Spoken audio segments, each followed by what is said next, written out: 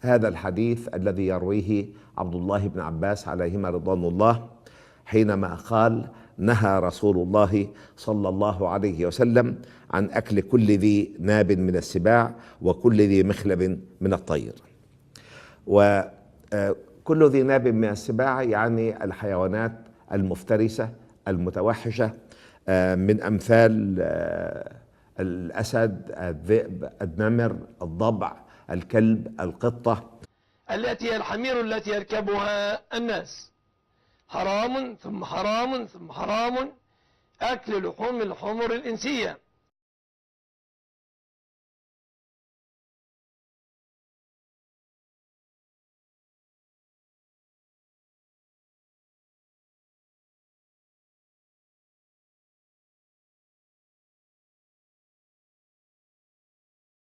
أحل لكم صيد البحر وطعامه متاعا لكم وللسيارة، وحرم عليكم صيد البر ما دمتم حرما، واتقوا الله الذي إليه تحشرون.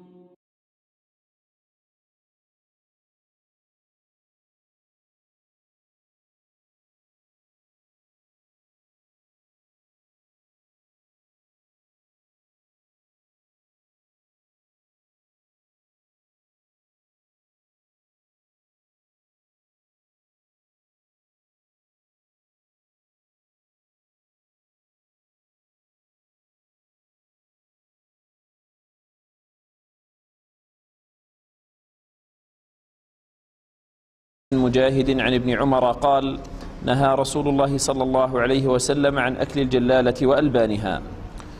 نعم، هذا الباب يقول النهي عن أكل الجلالة وألبانها. الجلالة هي التي تأكل الجلة، يعني العذرة. العذرة نجسة، والمقصود التي اعتادت أكلها، وليس الذي وقع منها أن أكلت مرة أو مرتين. فنهى عنها ونهى عن لبنها، نهى عن يعني أكلها وعن لبنها، وربما نهى عن ركوبها أيضا. لأن وعلماء الإسلام تحدثوا عن هذا الموضوع من قديم الزمان بناء على نصوص وردت في ذلك، كلها تنتهي إلى النهي عن أكل لحم الجلالة وشرب ألبانها. والجلالة هي كل ما يتناول العذرة والأرواث، وهي تشمل الإبل والبقر والغنم والدجاج والأوز وغير ذلك من كل ما يتناول هذه المواد.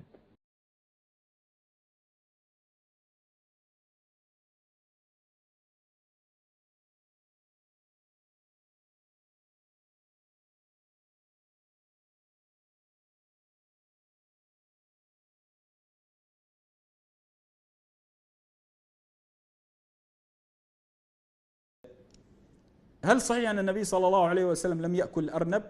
هو النبي صلى الله عليه وسلم عرض عليه لحم الأرنب فقال إنها تحيض، لأن الأرنب يلد ولادة، فقال تحيض، فلهذا النبي صلى الله عليه وسلم عافه، لم يأكل.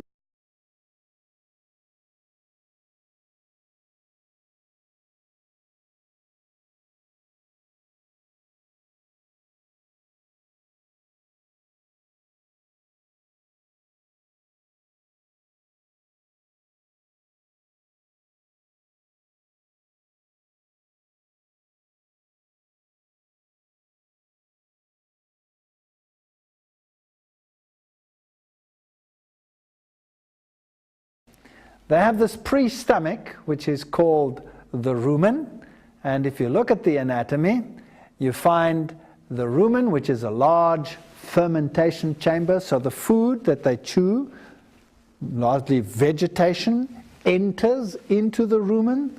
Their bacteria ferment this product, and in ruminants with a cloven hoof, this food is regurgitated, goes back into the mouth, is chewed over and over and over, and goes back into the rumen, and then it passes through various chambers like the ormasum, the abomasum, and eventually comes to the true stomach. the abomasum where it is digested.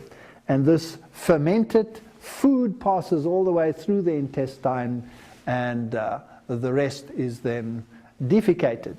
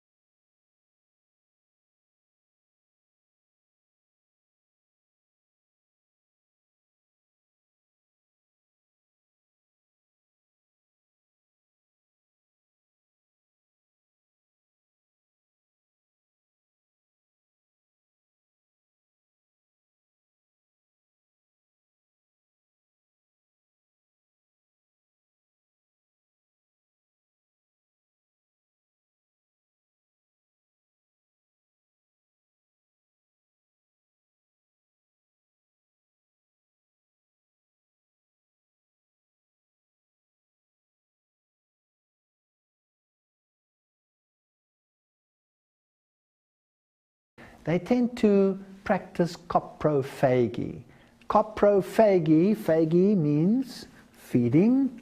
They ingest their own excreta. That's one of the reasons why these creatures might be considered unclean.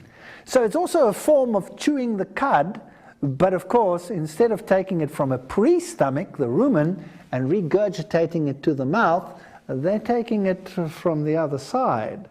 And that makes a big difference. When the food passes through the intestine, then waste products are left together with digestible products at the end, and when recirculated, some of these chemicals like secondary bile salts and all of these issues which are detrimental are added to the food chain. So a rabbit, for example, rather than having a pre-stomach like a cow, has the fermentation taking place in the cecum, which is at the end of the intestine. So now there's only one possibility. You can't put the entire intestine into reverse, so the product has to pass out of the intestine, and the rabbit produces two kinds of feces. One is the pellet form, and the other one is a soft form, which it eats directly from the anus, and thereby the bacteria and the fermentation products which make the meal complete are re-ingested. But because it passes right through the intestine, you have some of the secondary products which are harmful also passing through the intestine, and this animal therefore has a higher toxic load than would a ruminant under normal circumstances. So we see the cecum here in this dissected creature is very, very large and lies there as a big fermentation chamber. If you unravel the intestine of a rabbit, for example, you have this normal intestine where the absorption takes place over here, and then you have the large cecum where the fermentation takes place. So the only possibility to re-ingest that is to take it from the other side.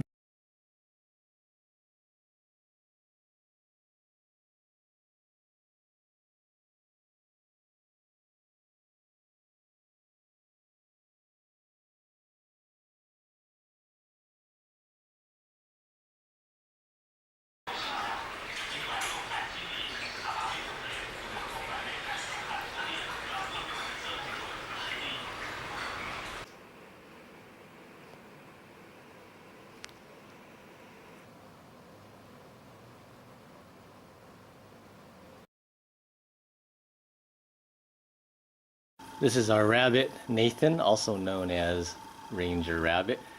This is a whole plate full of cecotropes that he outputted. Let's see if he eats it all. You want this, boy? Here, boy. Let's take that out of your mouth. Here you go. Oh my gosh, he's going to town on this.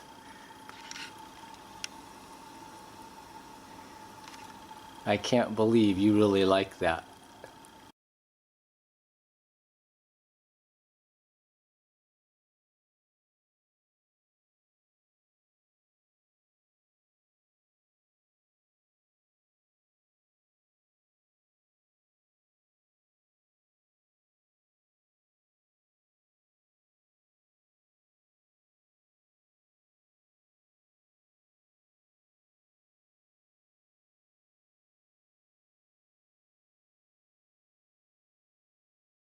يعني البعض يقول أن من حكمة تحريم أكل الخنزير أنه يأكل الروث ويأكل الأوساخ ويأكل هذه الأشياء. ماذا لو أتينا بخنزير وأبقيناه في حجرة مغلقة ولم نطعمه إلى الطعام النقي؟ أولا الخنزير حيوان نجس، حيوان قذر، حيوان رمام، يأكل الجيف ويأكل النفايات. حتى لو يعني ربيته في وسط يعني يحول بينه وبين ذلك، هو في فطرته في تكوينه يعني يأكل ما يخرج هو نفسه، يعني لا تستطيع أن تغيرها. بعض الخنازير والله أكلت روثها أمامهم، أكلت روثها أمامهم. فيعني هو حيوان بطبيعته التي فطره ربنا تبارك وتعالى عليها حيوان رمام، يعني ولا تستطيع أن تغير هذه الفطرة مهما جاهدت في تربيته تربية خاصة.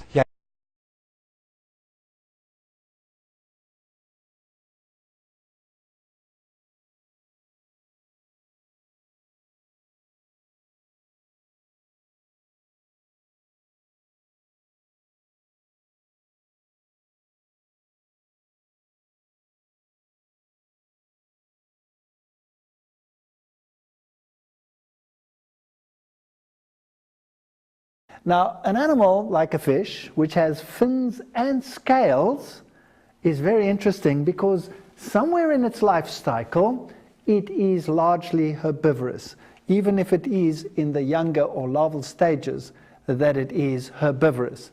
A fish is an amazing creature. It has a very high ability to detoxify itself. And of course, being situated in water, it's thermal. Eels, lampreys, catfish, all of these don't have scales. Now, where do they fit into the food chain? They are largely scavengers, and they will eat virtually everything. So they fall into the category of biological accumulation. They accumulate more toxins than the others do, and therefore should be considered unclean. Sharks and rays would fall into the category of the unclean, and they're a fascinating group of animals. Now, they live in marine environments, many of them, and when they live in the marine environment, they have a problem.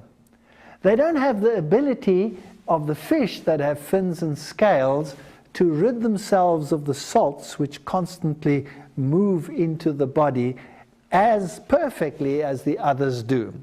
So these creatures solve their osmotic water problems in a different fashions.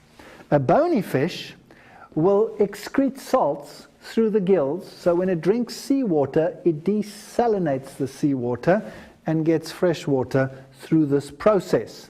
And that is how these fishes survive in a marine environment. A shark, on the other hand, also has less salt in its body than the sea has.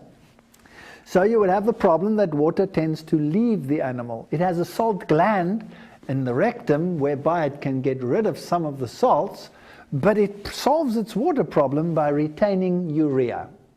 And so it has very high levels of urea. Urea is, of course, a waste product which other animals just excrete to get rid of it because it is toxic. But these creatures retain it and have developed a resilience and a resistance to this product. So in fact, they are like urea enhanced creatures. So what would happen if you took the fins off the top of the animal and dried them? Well, what you would get is you would get crystallized urea. And when you make shark fin soup, that's exactly what you have.